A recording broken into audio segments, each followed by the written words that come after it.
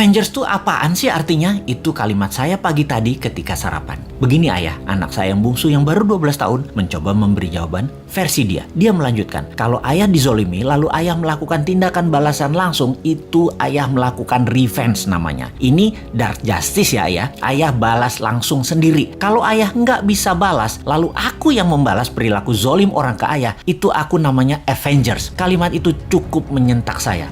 Lumayan juga diajari anak zilenial ini. Straight to the gut, langsung tonjok perut. Dia melanjutkan, jadi ide-ide ayah di sosmed kalau banyak yang bergerak lalu membuat kekuatan melawan Thanos dunia, mereka adalah Avengers di dunia nyata. Asli ketonjok 2 kali ulu hati saya. Saya mantuk-mantuk berimajinasi sehingga berlanjut ke tindakan saya menginformasikan kepada sahabat semua. Jadi, melihat keadaan dunia saat ini yang dikuasai medical Thanos, harus kita menjadi Avengers terhadap kejahatan mereka. India misalnya punya obat non-Thanos yang mereka produksi sendiri. Hanya $40 atau 500.000 rupiahan selesai masalah positif COVID dari diri seseorang dengan tingkat kesuksesan 98%.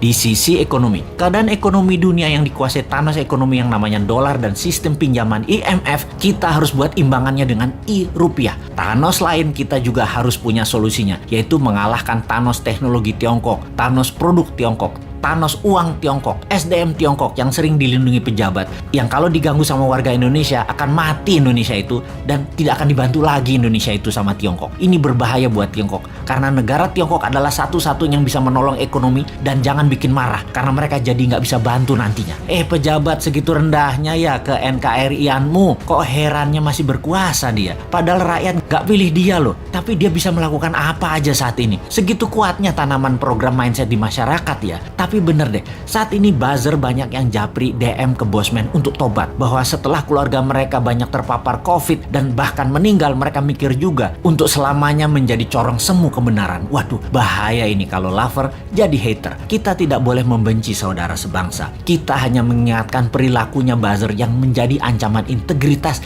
dengan produknya membenci sesama anak bangsa. Kita harus sudahi. Para buzzer, tobat. Andalah pemecah belah kesatuan NKRI. Juga mereka di sekeliling pejabat di istana yang parnoan karena tidak ingin sisi lain anak bangsa dapat porsi, menjadi pembisik pejabat dengan memberikan informasi untuk membenci kelompok yang menjual agama. Dan ini adalah generalisir yang berbahaya. Pendekatan solusi tersering dengan kekerasan itu juga harus disudahi. Ini bisa semakin meruncing perbedaan, dan ini menunjukkan ketidaknegarawanan pejabat serba bisa itu. Karena apa-apa dia yang ditugaskan untuk menyelesaikan. Harusnya dirangkul. Harusnya anak itu kalau salah jangan dimarahi atau dihukum, tetapi dirangkul. Pak Harto sukses selama 32 tahun itu, tidak anti pemuda angkatan 6667, tidak anti angkatan 72, 73, 74. Semua dirangkulnya, bahkan dijadikan menterinya. Pak Harto lupa aja mengadopsi angkatan 96, 97, 98. Ambiar dia jadinya. Merangkul dan memberikan jabatan sesuai kompetensi membuat siapapun yang tadinya berbeda